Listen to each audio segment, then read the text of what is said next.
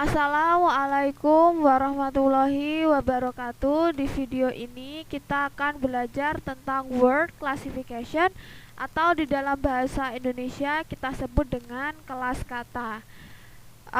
Kita akan belajar tentang pengkategorian kata-kata atau kosakata di dalam bahasa Inggris itu terbagi ke dalam apa saja.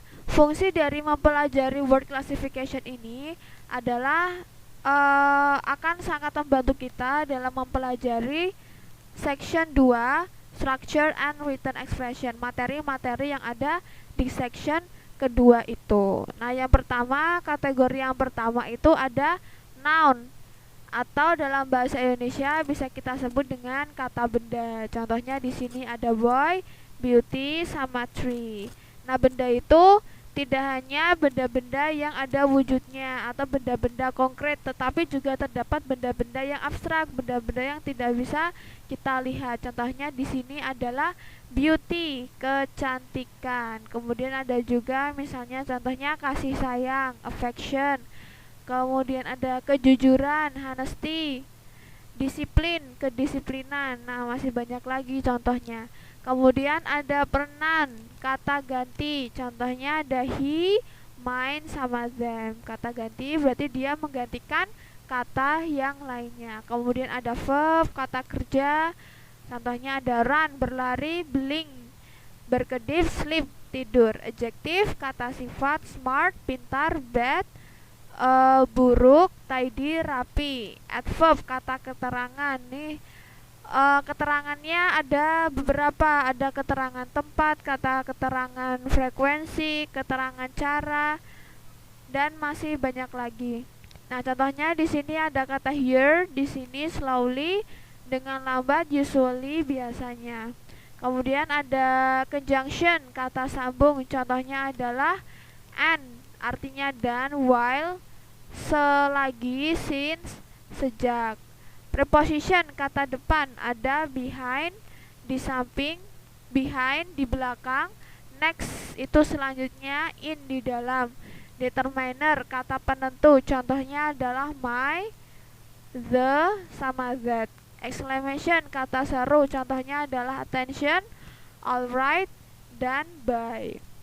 Nah, kata-kata ini dia itu mempunyai fungsi masing-masing. Ada juga beberapa kategori yang dia itu memiliki fungsi yang sama. Nah, di sini kita akan mempelajari fungsinya juga. Untuk noun dan pronoun dia memiliki fungsi yang sama, yaitu dia berdiri sebagai subjek atau objek di dalam kalimat. Contohnya di sini ada dua kalimat contoh. Nia calls him, Nia memanggil dia. Nah, di sini Nia itu kan dia kelas katanya dia sebagai noun.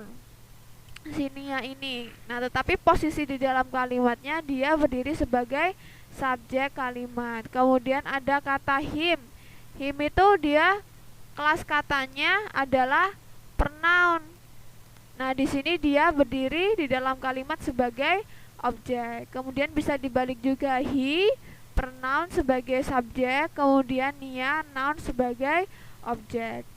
Kemudian ada verb, kata kerja. Nah, ini berdiri sebagai verb juga di dalam kalimat. Bahasa Indonesianya verb ini berdiri sebagai predikat di dalam kalimat. Contohnya Nia calls him. Nah, calls ini dia merupakan verb atau kata kerja dari kalimat ini. Kemudian ada adjektif dan adverb, artinya atau fungsinya menambahkan makna pada kata lain. Nah, berarti di sini dia harus digunakan bersama kata yang lainnya. Contohnya smart student. Nah, smart ini dia menambahkan makna kepada si student ini. Student yang apa? Oh, student yang smart. Kemudian run quickly, berlari dengan cepat. Dia menambahkan makna si quickly ini kepada run. Runnya dengan gimana? Berlari dengan gimana? Oh, berlarinya dengan cepat. Conjunction dan preposition menghubungkan antar bagian kalimat. Jadi dia dua-duanya, conjunction dan preposition ini difungsikan untuk menghubungkan antara satu bagian kalimat dengan bagian yang lain, tetapi masih dalam satu kalimat. Contohnya, you and me are brothers. Di sini ada you dan me yang dihubungkan dengan kata and. Kemudian ada I study in the room. Nah, si in ini, preposition ini, dia menghubungkan the room dan bagian lain di dalam kalimat ini. Determiner, membatasi makna pada noun.